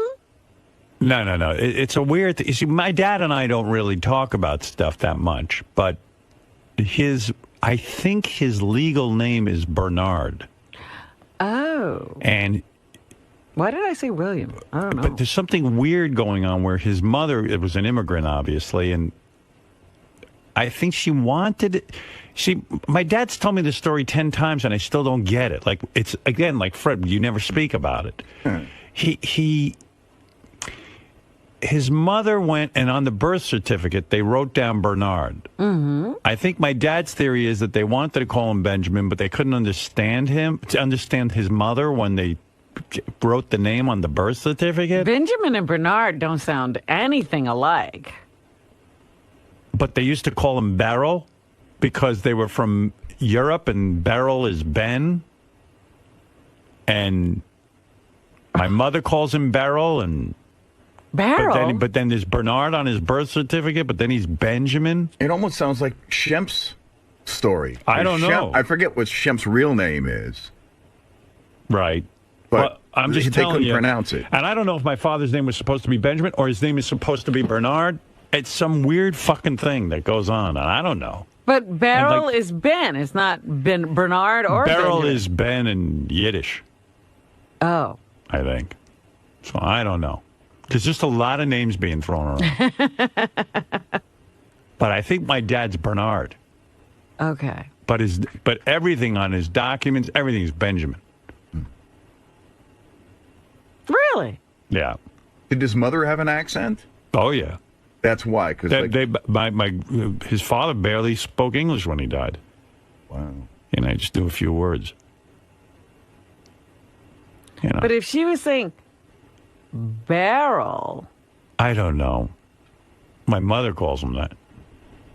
when she was trying to tell the people in the hospital his name. I don't know. I don't know what went down, but it's like Fred. No, you see, my mother went to the hospital, and they said Ben, but I think they said Bernard. And I don't know. I fog out. I've tried to get the story a million times. Well, Beryl could have become Bernard. I don't know. I don't know what's happening guess. there. He's got 87 names too, like Fred. They couldn't write at all? They couldn't Although write this down? I don't know. Although, have you ever tried to have, well, you want to talk about a discussion, like nobody can understand why I changed my name, et cetera, et cetera. Fine. But can anybody understand why Benji will not tell anybody his birth date? I think with him it's shtick. I don't know. It's like you can't get it out of him. And the other thing is you can't mention a certain relative of his. I was just having a conversation with him one day, and it wasn't on the air, and it wasn't to be goofy or anything like that. Right. And I was asking him, by the way, did this relative ever talk to you about, I was actually going to ask him about this relative in UFOs, but it was like, did you ever meet this relative? And he went, I don't want to talk about that. And What he is was being that, serious. Benji? I don't even know about that. It's Why like if you can't- say this name, he starts to freak out and he melts. It's one of the all-time great bits that you do. Whenever you want to shove Benji up, you say the name. It's like Balfour. Good. Give me. It's like slowly I turn. Well, give me the name because I want to shut him the fuck up. Because I don't want to say that to Benji, but Benji, sits there and tries to like tweak me. And yet But there's something Benji, is why- so innocent. Benji, what's going on with that? Is that a shtick? No, I've explained it. No, you heard it. haven't. Well, how come You want- never explained Then why do you want Fred to explain his names if you won't explain this? And I've explained my names more than you've explained your relative. What's the deal? Benji. I can't talk about it. Oh, this is so acting. You're being an asshole. It is, Howard. It is. Benji, what's going on? This is Benji shtick. But Howard, it's like even when the microphones are off. Now he's crying. No, I'm not crying. What are you doing? There's nothing going on. We've talked about this a million times. Just tell me. I don't want to know the name. Just tell me what is going on. You have a relative that you're upset with? No. Did he do something to you? No, this person is actually very, very illustrious. So can't you talk about And it? by the way, Howard, there's no proof that this person is related to Benji. That's the funny part. Oh, I see. There's a person that's really famous that has the same last name as Benji, and when you talk to Benji about it, he goes, I don't want to get into it. But why wouldn't you want to get... Did he do something bad to you? No one did anything bad to me. But normally, if you and don't he'd want be someone if he let would, me ask him. What? Normally, when you don't want to speak about someone, something did he molest you or something? Oh, absolutely no, absolutely not. And I want to make it clear because people think that this person is my dad. So I'm very close with my dad, and I love talking about him. I love talking to him. So who is this person that they're talking about? Who is he? Who is he to you? I cannot discuss it at all, and Fine, I've but said who that is he to before. you? I said it shouldn't even be brought up on the air. I've told you that before. Is he in fact a relative? I told you before. It should not be brought up on the air. Well, I'm not bringing it up on the air. We're on the air right now. No, we're not. It shouldn't be brought up. I'm in a commercial break. Then you guys can talk about it to yourself if you, and you guys can. No, but I'm not mentioning. In other words, what I'm saying is, in all reality, I'm not mentioning anybody's name. I'm saying this cousin of yours. No. Grandfather. Is he a cousin? I'm not going to discuss it. So at in other all. words, is this a bit? I'm not discussing. Even with his birthday, I asked him, "What are you doing?" And by the way, he announced that it was his birthday a few weeks ago, and everybody's congratulating him, giving him a happy birthday message, and it's not his birthday. Yeah, and I said to him, "So why did you say it was your birthday?" And he was just like, "I can't talk about it." It's bullshit, right? The relative's name is Wink Martindale. So what's the big deal? Are you kidding? That's right. I was on Tic Tac Toe. No, it's not. I can Wink shed some Martindale. light on this, I think. Yeah. I think it's one of Benji's, actually sort of brilliant bits. It's a guy who has the same last name as him. He never says they're related, but he implies it. Right, so they're not related. Whenever you bring it up, the guy has done some great work in a scientific area. Benji implies that talking about it is dangerous. It's almost like Roswell. It's very, like that sort of thing. So it's one of Benji's shticks. Yeah. Yeah, okay. But I got to tell you, Howard, it could be 3 o'clock in the morning. Right. We could be drunk as shit. It could be just me and Benji, and he'll still do this. Right. Well, good for him. He gets pleasure out of being. That's his Andy Kaufman thing. All right, I get it now. All right, I will never bring it up because you know what? It's stupid. It's going nowhere. It's silly, Benji. Channel your energies into some good bit that we could put on the air, not some bullshit that you carry on in front of people. I didn't tell you to bring it up. No, come on. Stop it. Here's what happened. Somebody saw the same last name as yours on this guy, and all of a sudden you just, instead of saying, look, I don't know who the guy is, I've never, No, I actually he's not think related. he brought it up. No, the guy's not related. So, and now he went, I know what I'll do. yeah, I mean, stop it. I know you. I bet a lot of money that that's exactly what's going on. I wouldn't hesitate to bet the money. That's how well I know you. You're being silly. It's just a waste of time. I don't give a fuck about this guy and if he's related to you. I don't care. I just want to know why you waste your time with bullshit. Who cares? Be the man. Step up. Put it into your work, not into your bullshit life. I never joke around in real life. Never. Never. You know why? It's a waste of time. You're right. It's not on the air. The air is what matters. Here, this right now is what matters. I don't joke about my birthday because you know what? Who cares? Only here it matters. You understand. Who's just wasting his time joking around? He's doing Shtick for shows no one. for one person at a Right. time. I see on the Facebook page, constant shtick. I know. For 3 people. Why would you waste your time? Hey, Howard. That's where I'm real. That's where I'm sensitive. I posted a beautiful thing on Facebook one time about a dog who's feeding a bunch of kittens. I don't have to make jokes. Well, here I make the joke. Is breastfeeding the kittens? Yeah. That's cool. Yeah, it was cool. Yeah. But I don't know why you're so anti-Facebook. It's a fun thing. No. He's not anti-Facebook. I'm He's anti-you. Yeah, I don't like you. All right. You're writing that you ran out on a bill at Cafe Boulogne. Yeah. Oh, that was because Robin said she didn't tip her driver. I know that, but I really didn't. But why would you joke? Do jokes here. Well, get him the thing and make a phony phone call like he used to. You made that funny call to that old woman. It was terrific. That's where you joke.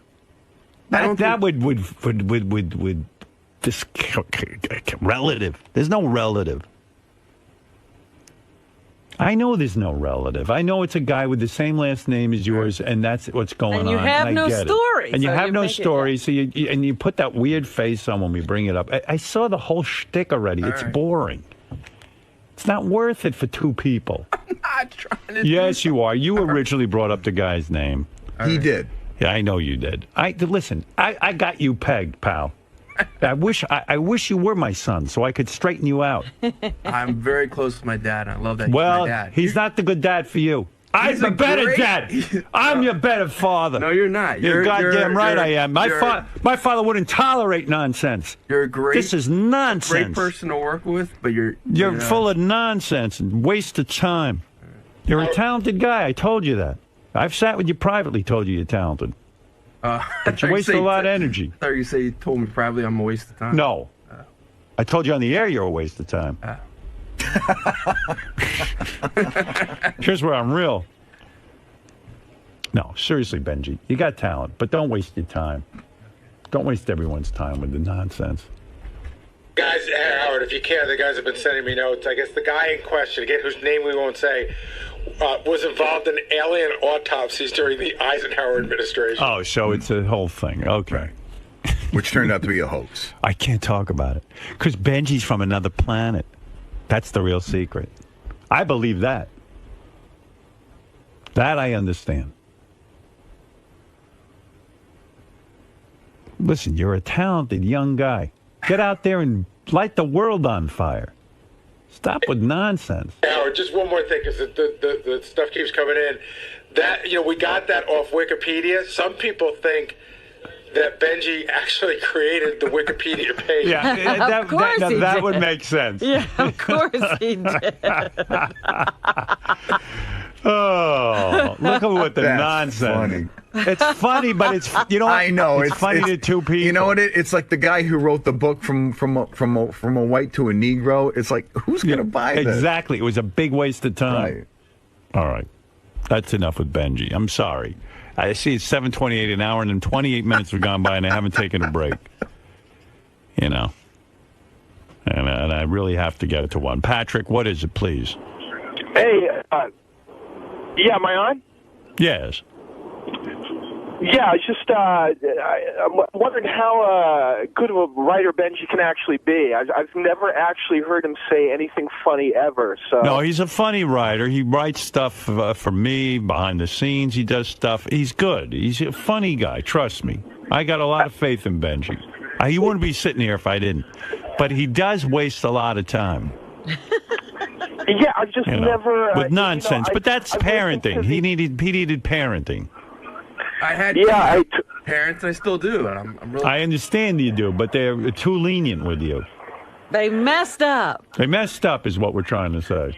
They're good. They're good people who sometimes bad things happen to good people. I don't. And you'd be the bad thing. Listen, I have faults, but every fault is not from your parent. I don't think. No, but in your case, it is. Hey, Benji, so here, hold on. Hold up for a second. Why won't you talk about this? Benj, hold up. Can I talk to you for a sec? Not about that. And listen, I fucking like you, man. So just keep it good. No, I don't want to upset you. I have to follow up on this. But why won't you talk about it?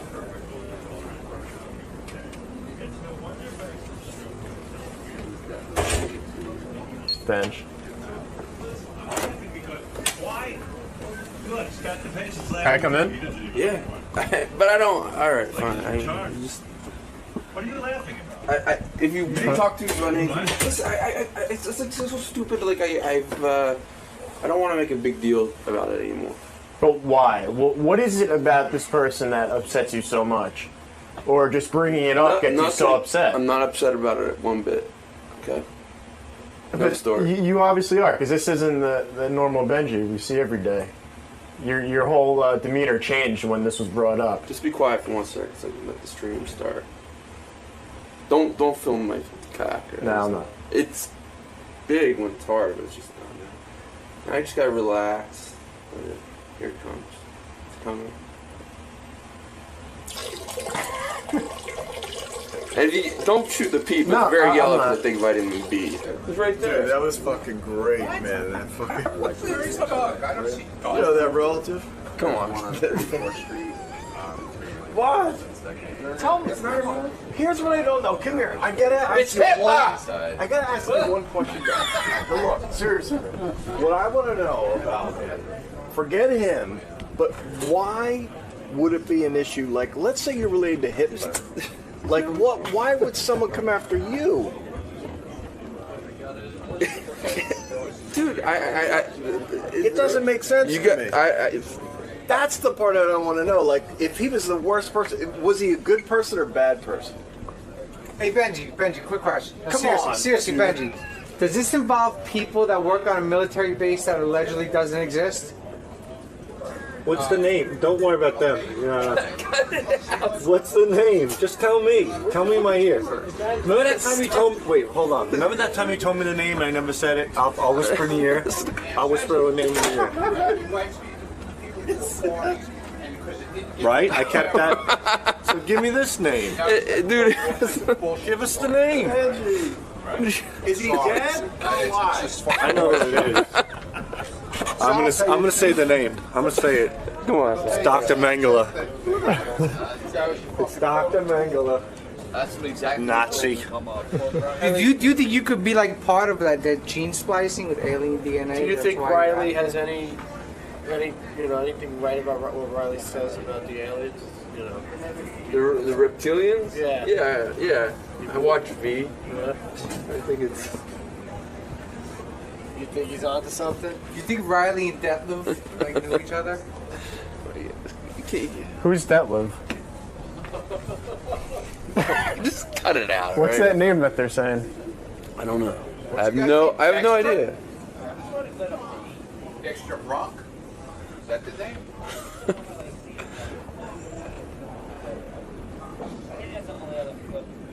What are you doing, man? So you're not going to tell us who this character is? I don't know who you guys are talking about. Come on, man. There's someone. It's someone. All right, we need to know who it is. First of all, what's your name?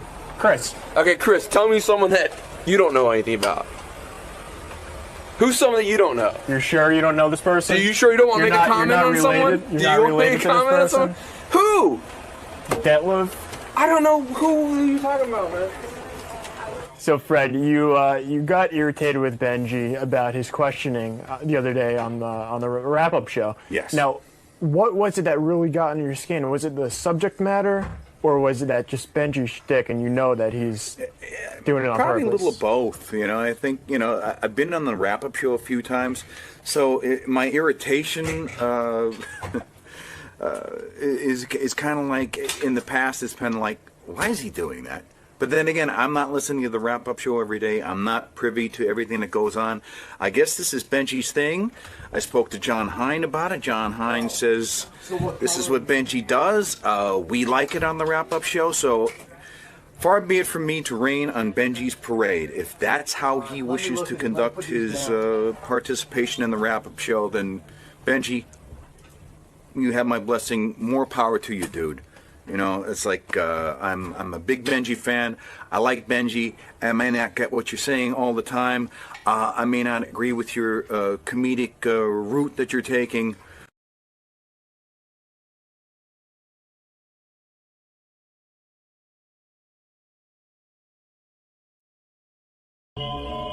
Exactly. This is my true passion. I actually love gambling even more than movies. Yeah, it's true. Really? Yeah. Nice, man. So you excited to be back? Of course. It's been a while. Always happy to be here. I was going to ask to use the guest bathroom, but I think World War III would break out, so I peed in the alley before I got in here. Smart thinking. All right, man. We'll see you in there. See you in a bit. Richard Roper is no longer... Well, they've actually canceled the show, but he left before they canceled. Yeah. You best know him as the guy who took over the Gene Siskel role, and Siskel and Ebert and Siskel. He's a critic, movie critic out of Chicago. Good guy. We've gotten to know him over the years. Interesting guy. Bangs a lot of broads. I didn't know that until one of the interviews we did. Yeah, that was that movie festival we did. Brought a beautiful girl with him, and I think he gave her the heave-ho. I know, they're not together anymore. She was absolutely gorgeous. Guy's a real cocksman. Got to admit. I give it up to him. You can't tell a cocksman by looking at him, necessarily. Guys, are we bringing Richard in, or am I just going to No, we're just going to talk about him. Yeah, don't bring him in. He sits out there. Don't bring him in. We just want to talk about him. Oh, there he is. Look at this guy. Legendary cocksman. Thanks, sir. I was reading the notes with you, and even said one time you were on the show, and I asked you about, like, famous women, if you ever banged them, and I actually mentioned when you banged, but you lied to me and said you didn't bang her. I don't remember that at all. You would never lie here. No, would never. you? Of course not. I'm just careful where I'm sitting here because you just said, like, Tiger's mistress, like I'm 1 degree of separation away from Tiger. You got on thick jeans. That wouldn't worry. Yes, I do. How you doing? Great. Good to see you. Once in a while, I actually get some emails from Roger's wife, Roger Ebert's wife. Yeah, we talk a little bit through the email. Right. And it is sort of sad that at the movies, It's no longer there. I guess it's a sign of the times. It's like everybody gets movie reviews off the web now, and Well, I mean, you know, Roger got sick, so he couldn't do the show anymore, and then I did it for 2 years with various co-hosts. And we had some amazing people, guest co-hosts. I mean, like John Mellencamp was on there, which was kind of interesting. But isn't that annoying to you? Because, you know, you're like a professional critic in the sense that you work for a newspaper, you write about criticism and all that. I mean, was it annoying? Well, it was surreal in some cases because some of these people came. You know, Kevin Smith was really good. He was a good Aisha Tyler. She was great. She knew her stuff. And then John Mellencamp was like, you know, that one actress, that young actress, she's really good. What's her name? Like, that's Meg Ryan. Yeah, she'd probably have a career in the movie. Yeah, I heard of her. And then Fred Willard was on there, and he was just, you know, just like the guy he plays in the movies. You know, Right. Kind of like, you know. But Kevin Smith makes sense in the sense that he's a director. And he wasn't afraid to give his opinion. A lot of these people didn't want to say anything negative because they're in the business. So. Yeah, right. It's sort of an unwritten rule. You need people to say something negative. But having John Cougar Mellencamp is sort of like having Ellen on American Idol. Yeah, but we just did it for 1 week at least. We were smart enough not to do it forever. What is your game plan now, career-wise? Okay, so the big deal was at the movies. Right. That brought you to everyone's attention, including mine. Mm-hmm. And so now you're off that show. You left, and you left at the right time before the whole thing just got canned. Yeah. So that was good timing. So what is the game plan? Well, as you mentioned, everyone wants to get their reviews on the internet now, so I'm just doing my reviews straight on camera for my website. You can go richardroper.com. It's as simple as that because I grabbed that name like 10 years ago. So you don't work for a newspaper or No, I anything still like work that? at the Sun-Times in You still work at the Chicago. Sun-Times. I'm doing radio in Chicago. Now, what is that all about? What is that? I don't know. You tell me. What is that all No, about? I mean, what are you doing on the radio? Starting in a week, it's a talk show. WLS, you know, it's That's like a the big biggest. powerhouse in That's Chicago. huge. Yeah. At what time are you going to be on? 2 to 6 every afternoon. Ro Khan is the host of the show. He's been on for years, and I'm joining his show as the co-host. So you will be afternoon drive on WLS. Yes. With this guy Ro. Yes. And you will work and do afternoon drive. Right. That's a big deal. Yeah, I'm excited about it. I'm very excited about it. So there's radio, the column, the books. I do stuff for the Stars channel. I do stuff for the Reels channel, which is a basic cable channel about movies. So I'm actually doing more. The Reels channel? Yeah. And what do you do for them?